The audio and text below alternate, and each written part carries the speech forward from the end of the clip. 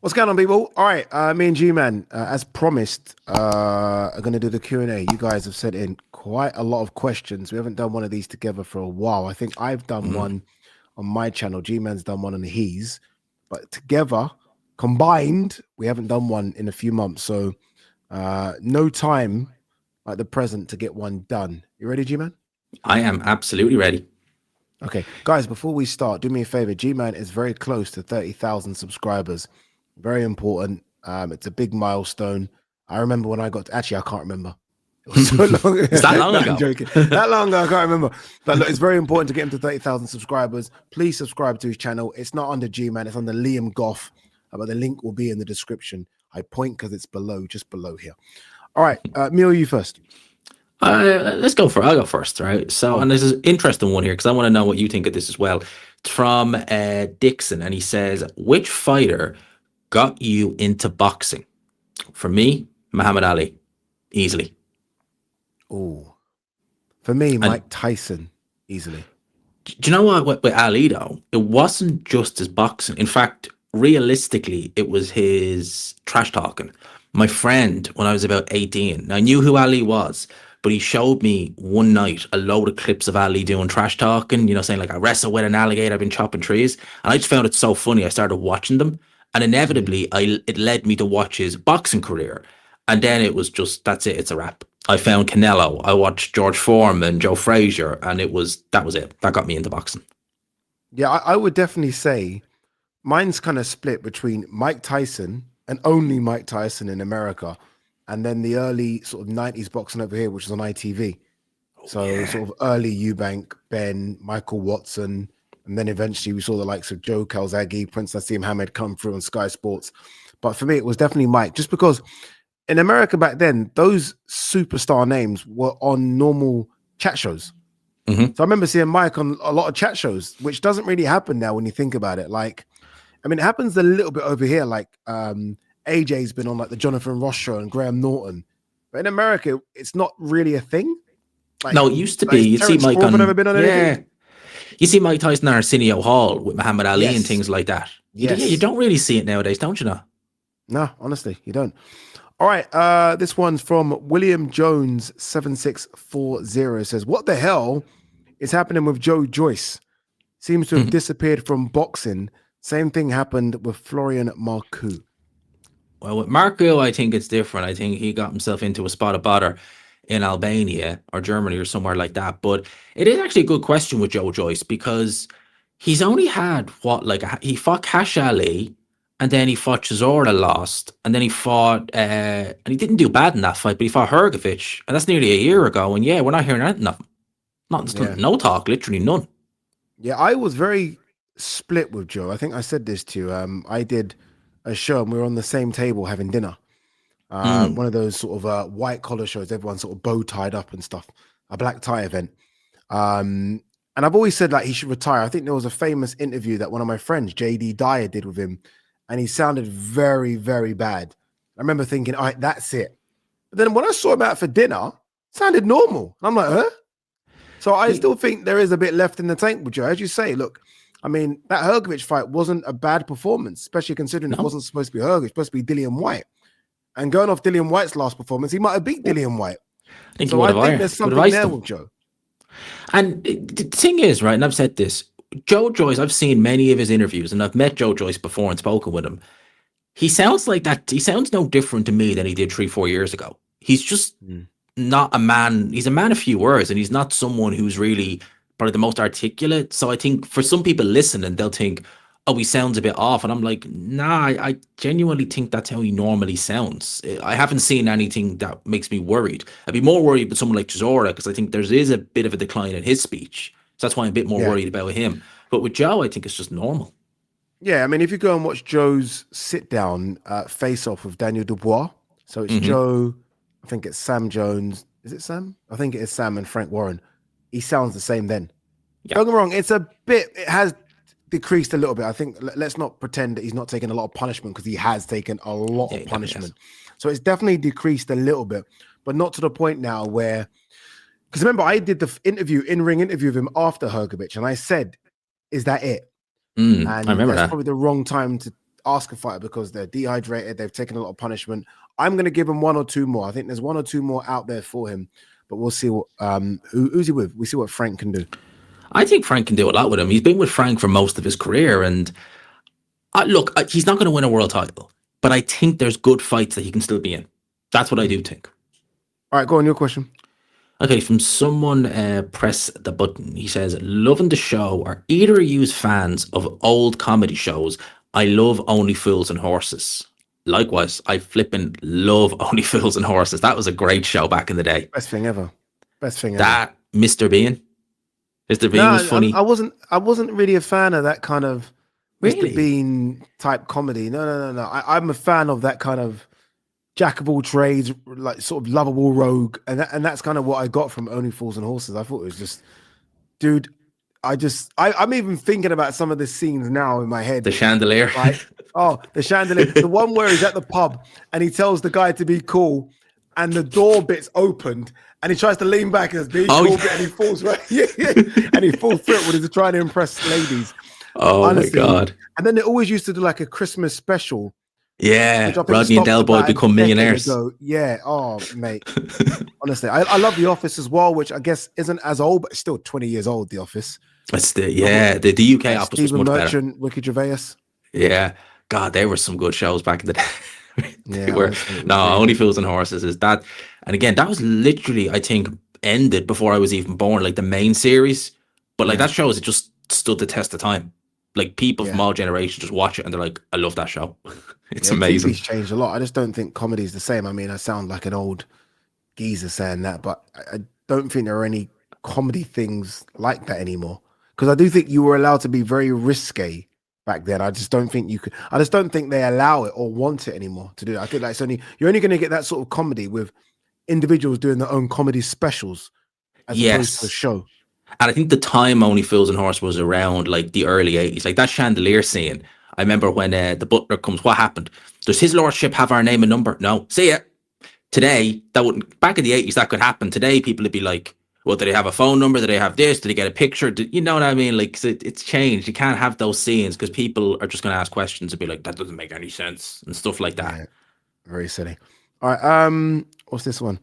This is from Michael Roberts 5680. It looks like the three front runners for Tyson Fury comeback fighter Makhmudov, Yoka, and F.A. Jagba. Well, it's not going to be F.A. No, it won't be out him. of those three, who would give Fury the toughest fight? I personally think it would be a Jagba. Probably that answer probably is correct though. Yes, he's not wrong. It probably would be a Jag, but if he was, we know it's not going to be him. He's fighting Charles Martin. Yoka could be awkward. I reckon Yoka would be an awkward customer. I reckon he would. He probably wouldn't have anything because he's not a big puncher. He probably wouldn't have anything that would really bother Fury, but he's a good technical boxer. See, that'd be more a boxing match.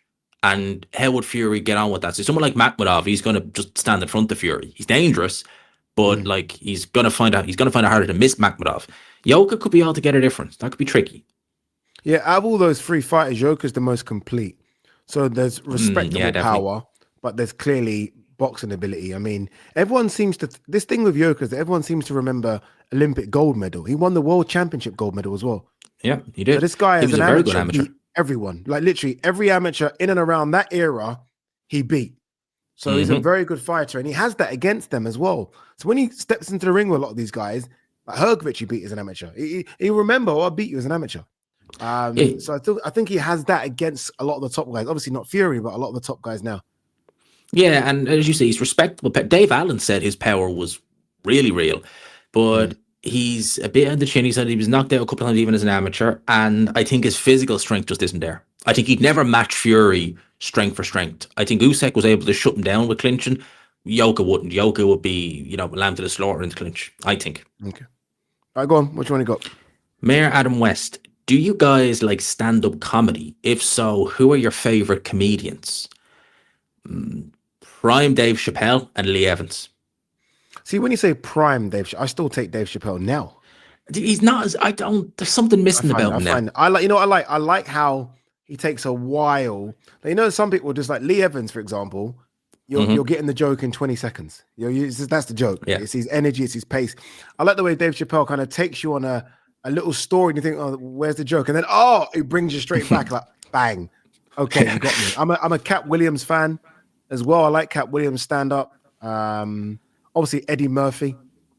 Yeah, oh, Eddie Murphy is Yeah, good. I liked Eddie Eddie Murphy as Murphy back in well. the day. Yeah. Michael McIntyre has his moments. He does. He He has his does. moments. I feel like he's had his moment. Like there was Yeah, he had about a 5-year run, Michael McIntyre, where it felt like he sold out that's every it. single gig all the time. He did Wembley and everything, and that was when the Mm. jokes were just one after the other. He had you in stitches. Whereas now, yeah, he's kind of, yeah, you go and have that high. You can only there's only one way to go really. And I think that's with Yeah. McIntyre. But in his like '08 to like 2013, Gee. Jack D as well. Jack D Yeah, is good. Jack D. Yeah, Jack D. Live at the Apollo. Who was the guy that used to be like pretend he was a landlord? Al Murray. There's a guy who used to come out, bald head landlord. He Yeah, used to come Al out and Murray, did the his pub thing. landlord. Oh, that is Al Murray. Yeah, Okay, yeah. he was quite good. He had a little run as well. He was all Yeah, right. he was on ITV and everything at one stage. There was a few of them on ITV. It was a thing. That's what I'm trying to say. Like nowadays, Mm, all of them now, it's Netflix. If yeah. you're any good, you get a Netflix gig. If not that, good luck to you. All right. This one from RJ World Sports News says, "Hi, Ade and G-Man. Question: Who do you both think is the most talented British fighter in the last 10 years not to win a world title, and why did they fail?" My answer is Luke Campbell. We're just in a generational division, and a Linares fight could have gone either way. Sorry, It could and have went either way. Linares' fight could have gone either way. Yeah. It definitely could have went either way. The knockdown really lost that fight for Luke Campbell. Um, I don't want to repeat his answer, but like I would say probably Luke Campbell. I mean, Luke Campbell was extremely talented. He'd so much, but he had the likes of Linares, Lomachenko, Ryan Garcia to contest with. That's not easy. It's not easy to Yeah. win world titles when they're the guys you have to go through. No, that's fucking that's ridiculous. You've got experience there, you've got youth in terms of Ryan Garcia, and you've just got hard as nails in terms of Linares, like hard as nails Mm-hmm. Linares. And that's peak Linares too. You know, it might be Luke Campbell, again, Olympic gold medalist. I think he was European gold medalist as well, so highly decorated amateur. Yeah, I remember everyone used to say before that it was Kevin Mitchell, like the decade before. Yeah, Kevin Mitchell. And Mitchell lost to Linares as well. Remember that big that was a swelling? war. That was a war. I was at that fight. I was actually at that fight because I interviewed AJ. It was one of my first times interviewing AJ backstage. Yeah, because he fought Kevin Johnson there. Actually, Frankie Gavin was fighting Kell Brook that night. He's another one. So much talent, but just never put it together. He's almost, again, I think, slightly older than Luke. Maybe. Yeah, he would be. He's another one. Frankie Gavin. Was he world championship gold medalist or silver medalist? At lightweight. Yeah, that's crazy. That's actually a really, really great question. I really enjoyed that. How far is not? I'm not saying he's a generational talent like Luke Campbell, but how far away would you say Chris Eubank is from that junior? Like, is he a good fighter never to win a world title? No. No. You can say no. You can say no. I don't think so. I think that he is a good fighter, but like when you look at someone like Luke Campbell and you look at someone like, even a Frankie Gavin at their best, you would say it's inevitable they win a world title. With Eubank, you're kind of like, maybe the right champion, but you're not going to, put your house on it. You'd look at Luke Campbell without knowing everything and you'd be like, he's definitely going to do it. Like he had something about him. Okay. All right. I've got this one here from Joe, and he says, how do you see Jack Catterall's 2026 route to a world title? Why did you laugh before you read it out? Because I was reading one where a guy said, I think Jake Paul can beat Deontay Wilder. Oh, okay. I thought you no. that. Okay. I was just reading. I was like, I'm not even going to read that because Jake Paul ain't beating Wilder. Well, you just read it. Well, I did, but we're never going to answer that one. I was thinking Jack Catterall would make more sense. As well. Yes, I just answered it. But the real one is Jack Catterall. At welterweight, I would say Lewis Crooker. Maybe, but he's been on a relentless chase of Devin Haney. I've seen him sort of tweet out Devin Haney a few times. Devin Haney's not fighting Jack Catterall. No, I look at that fight and I'm just thinking, that's not a great fight, really. I don't think so. And as well as that, like with the way Eddie's been saying Devin's boring and stuff like that, you're going to want to go and fight on a matchroom show? Really? Yeah. I will say this. Although stylistically, it won't play out to be a great fight. I thought Jack Catterall looked a bit more aggressive against Echo Usman. I think it was a Oh, he lot definitely more of did. an aggressive on the front foot Jack Catterall. Like Boaz Yenis has clearly added something, at least like more on the front foot, maybe, or more like you've just got to take risks, maybe. Yeah, that's a good point. That was his first fight with Bowsy, and that was un-Jack Catterall like. Like he still was boxing, he was still defensively very good, but we really saw him have a lot more spite in his work, which is something that, God, other than Josh Taylor, the Josh Taylor fights, we'd never really seen it from Jack Catterall. Yeah, true. Okay, this is from I do love me some chicken and waffles. He says, love the show, guys. Okay. You have a round table of sport media personalities. You have a table of 5, including you both. You can talk about any sport you want. Who are the 3 others you're having on? Any sport, and we can have 3 other guests. So we have like a round table with me and you. It depends if I want fun or do I want a proper conversation about sport and ethics and future and all this nonsense. I think I want a proper conversation. If so, there's like this guy ethically he's pissed off a lot of people, but the runner Michael Johnson, Okay. former world record holder at 400 meters and 200 meters, for me one of the greatest runners of all time. I say he's caused a problem because he put on an event that's just collapsed and people haven't been paid yet, so that he's annoying people. But Michael Johnson, always a good speaker, especially when he did the BBC, was fantastic. I take Roy Keane. Okay, now then I you want war, don't you, on the table? I take Roy Keane. I think if he knows other sports, then we could really get into something. To take Roy Keane, I absolutely love Roy Keane. He's brilliant, isn't he? He's Oh my phenomenal. God. Anything Roy Keane's on, I'm watching. Anything. He's phenomenal. Anything. He could have a stand-up. Roy Keane, he's got that kind of dry humor where he could be a comedian. He actually does. For comedy as well, I take Martin Brundle, the F1 commentator. He was a driver back in the day, back in the 80s and 90s. And he is very straight to the point. But again, he's got that dry, sarcastic wit about him. So I think he would tell it like it is, but he'd be unintentionally funny, or he'd have those just very deadpan, sarcastic, funny remarks that he does. So they'd be 2. Who's a boxing person? Who is like that person for boxing? Controversial. Simon Jordan. Simon Jordan. Literally, yeah, that's the because he kind of says whatever the fuck he wants, doesn't he? Like he just doesn't care. Doesn't care who's offending. Like shut up, sue me, can't sue me, piss off. I was going to say Jim Lampley or Simon Jordan, but Simon Jordan really. Jim is brilliant, but Simon Jordan is just don't care. I'm going to say it like it is. Yeah, Simon. I'm going to go Simon. All right, a couple more very quickly. This one's from Jason GQ8FO says, 3 heavyweight fights you want to see the most this year. Obviously, Dubois Wardley, because it'd just be carnage. Like it would just be carnage. So that's one. I wouldn't mind seeing Wardley versus Usyk, because I'd like to see it. I think it'd be an interesting fight. As in your top 3? That'd be up there, yeah. Okay. 2 of them would be Ward. That's how much I enjoy watching Fabio Wardley. And then, you don't want to see AJ Fury? I do, but not as much as I want to see them. You know, I probably would put AJ Fury there. There's something about the spectacle of having waited 10 years and know these 2 behemoths are about to walk out in front of 100,000 people at Wembley. That just gets my juices flowing. I'm like, okay, I'm sorry. Okay, you've said it, and I've just smiled. So yeah, that's it. Exactly. You know what it is? The other 2, don't get me wrong. The other 2 you mentioned are better fights, but sometimes boxing's about the spectacle. I mean, it's WrestleMania, it's theater, it's everything, and the theater involved in seeing AJ walk out with Eddie and Tyson walk out with Frank, and the crowd being split, because it will be split because Fury's fans are as loud as AJ. I think it would be insane.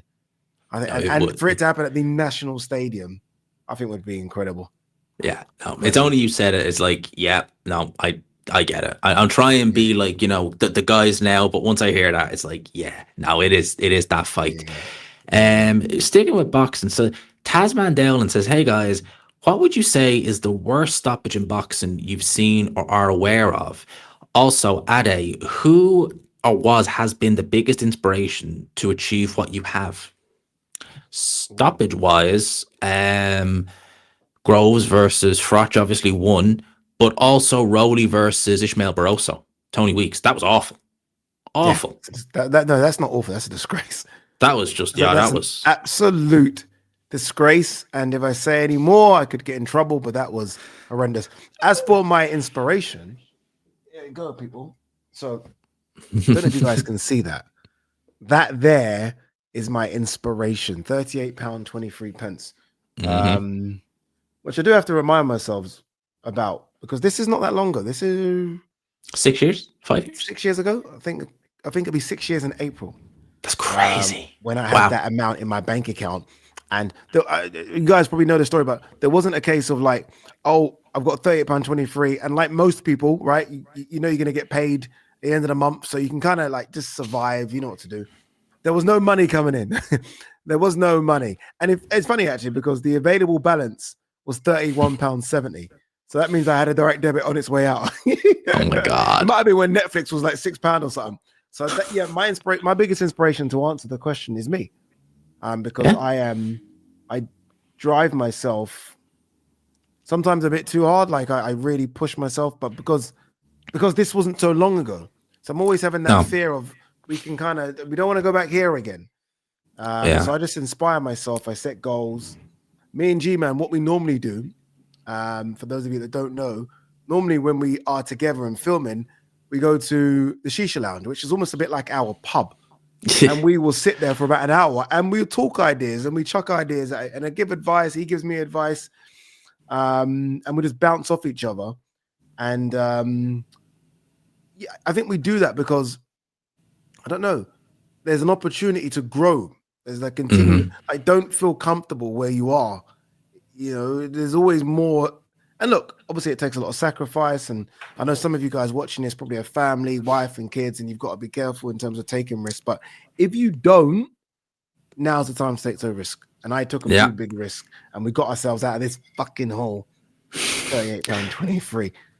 It's a crazy story, and like I've obviously heard it many times, but Yeah. it is one of those where it's like when your back's against the wall, you have to just put the work in. You can't you just can't stop.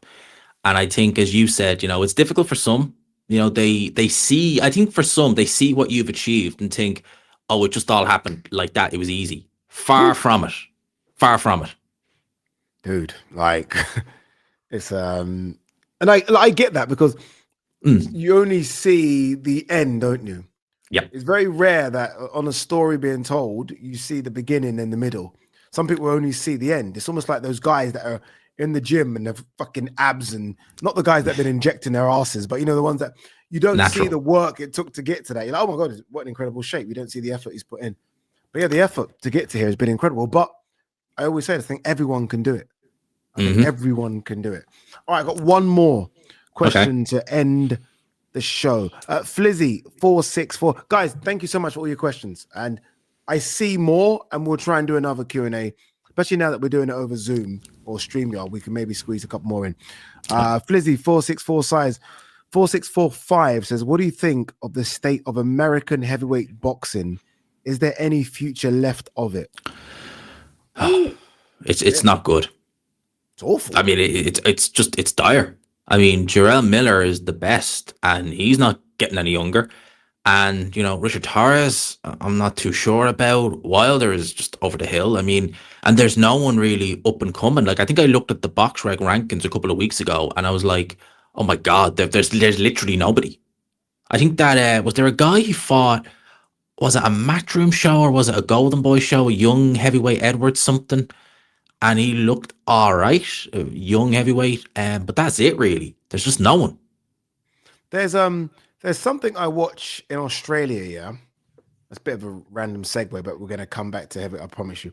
There's something I watch in Australia. It's on Instagram, and it's these guys that kind of put up fights, basically like backyard brawls, and it's like $5,000 for 1 minute or something, like 1 minute. But these guys go at each other, and I've watched it, and I'm telling you now, there are some fuckers on this with technique that will blow my mind. Like these guys could really fight.